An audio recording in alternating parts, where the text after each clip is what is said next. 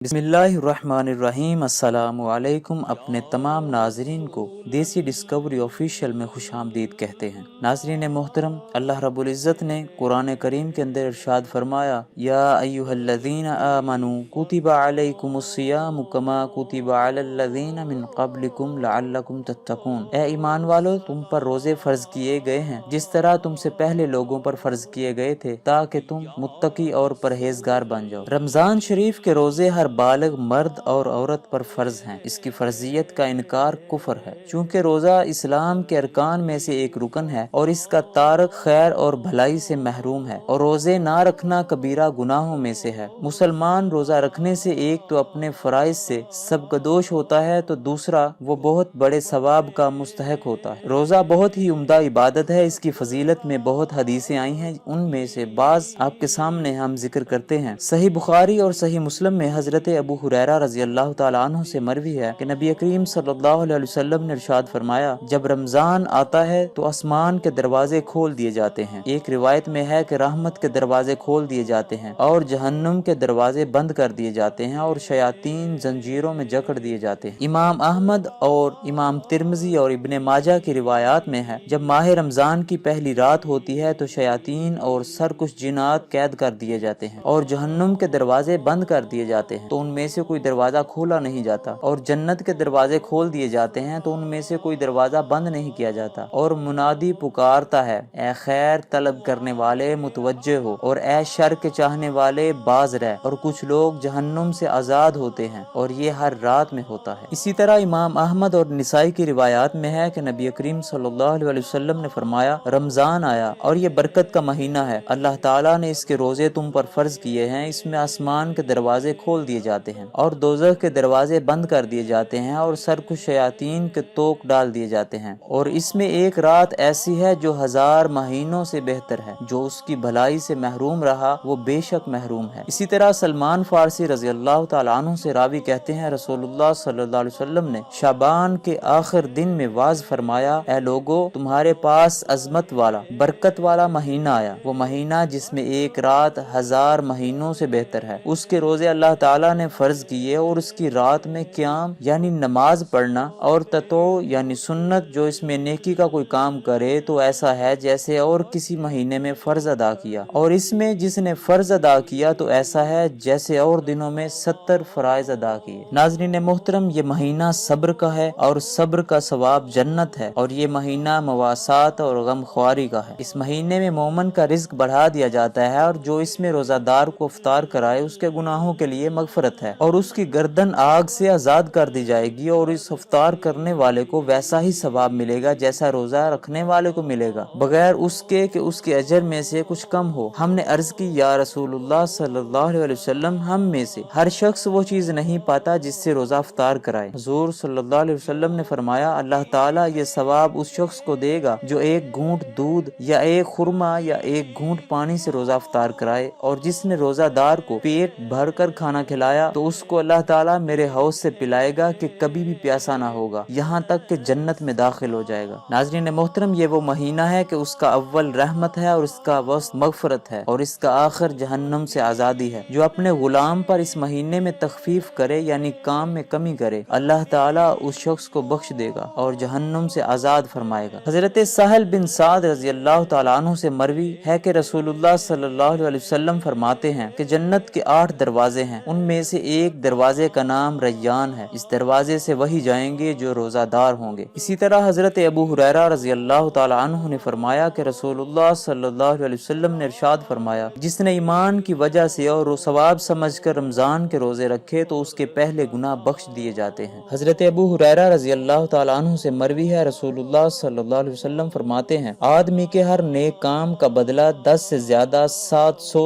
تک دیا جاتا ہے۔ اللہ تعالیٰ نے فرمایا، مگر روزہ کہ وہ میرے لیے ہے اور اس کی جزا میں دوں گا۔ بندہ اپنی خواہش اور کھانے کو میری وجہ سے ترک کرتا ہے۔ روزہ دار کے لیے 2 خوشیاں ہیں، ایک افطار کے وقت اور ایک اپنے رب سے ملنے کے وقت، اور روزہ دار کے منہ کی بو اللہ رب العزت کے نزدیک مشک سے زیادہ پاکیزہ اور سپر ہے۔ نبی کریم صلی اللہ علیہ وسلم نے ارشاد فرمایا، جب کوئی روزے سے ہو تو نہ وہ بےہودہ بکے اور نہ چیخے، پھر اگر اس سے کوئی گالی گلوچ کرے یا لڑنے پر آمادہ ہو تو وہ یہ کہہ دے، میں روزہ دار ہوں۔ حضرت ابو ہریرہ رضی اللہ اللہ تعالیٰ عنہ سے راوی ہے کہ رسول اللہ صلی اللہ علیہ وسلم نے فرمایا ہر شے کے لیے زکوٰۃ ہے اور بدن کی زکوٰۃ روزہ ہے اور روزہ نصف صبر ہے۔ حضرت ابو سعید رضی اللہ تعالیٰ عنہ سے راوی ہیں حضور اقدس صلی اللہ علیہ وسلم نے فرمایا جو بندہ اللہ کی راہ میں ایک دن روزہ رکھے اللہ تعالیٰ اس کے منہ کو دوزخ سے 70 برس کی راہ دور فرما دے گا۔ اسی کی مثل نسائی اور ترمذی اور ابن ماجہ میں ابو ہریرہ رضی اللہ تعالیٰ عنہ سے راوی ہے اور طبرانی اور ابو درداء اور ترمذی میں ابو امامہ رضی اللہ تعالیٰ عنہ سے روایت کرتے ہیں۔ فرمایا کہ اس کے اور جہنم کے درمیان اللہ تعالیٰ اتنی بڑی خندق پیدا کر دے گا جتنا زمین اور آسمان کے درمیان فاصلہ ہے۔ اور طبرانی کی روایت عمر بن ابسہ رضی اللہ تعالیٰ عنہ سے ہے کہ دوزخ اس سے 100 برس کی راہ پر دور ہوگی۔ اور ابو یعلا کی روایت معاذ بن انس سے ہے کہ رمضان میں اللہ کی راہ میں روزہ رکھا تو تیز گھوڑے کی رفتار سے 100 برس کی مسافت پر جہنم سے دور ہوگا۔ حضرت عبداللہ بن عمر بن عاص رضی اللہ تعالیٰ عنہ سے راوی ہے کہ رسول اللہ صلی اللہ علیہ وسلم فرماتے ہیں روزہ دار کی دعا افطار کے وقت رد نہیں کی جاتی۔ اسی طرح حضرت ابو ہریرہ رضی اللہ تعالیٰ عنہ سے روایت کرتے ہیں کہ رسول اللہ صلی اللہ علیہ وسلم فرماتے ہیں 3 اشخاص کی دعا